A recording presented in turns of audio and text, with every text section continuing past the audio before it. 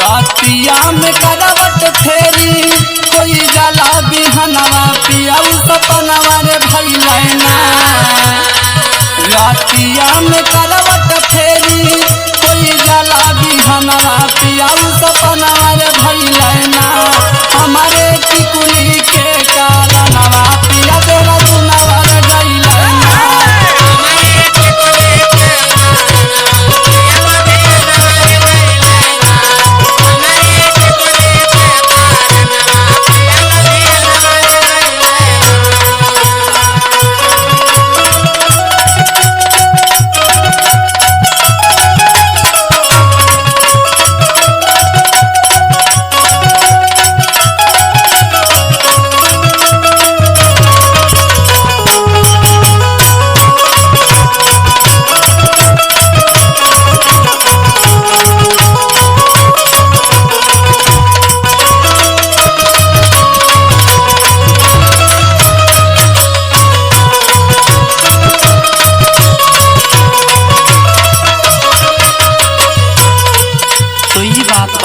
हाँ ये बात बा ये सखी और सुनाओ। नाही सास सासुर बैरी नाही जेठ जेठनिया हई रुपिया रे भैलना। नाही सास सासुर बैरी नाही जेठ जेठनिया हई रुपिया रे भैलना।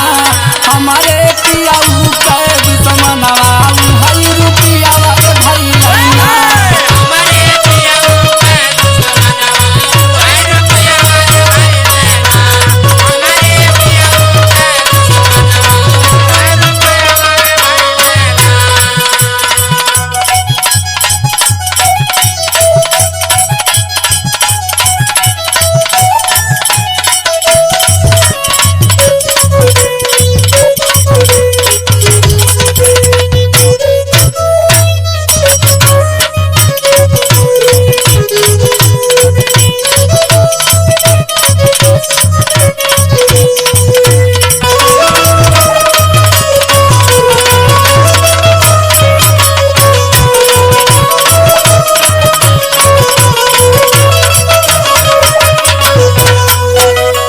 चिंता जिन करा आ जाइए सखी। अरे का जाइए जान उनके बिना रहलो नहीं की जा।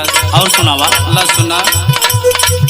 राहुल रोहित पिया रहले आखि के अजनवा सखी सपनवा रे भैलना। राहुल रोहित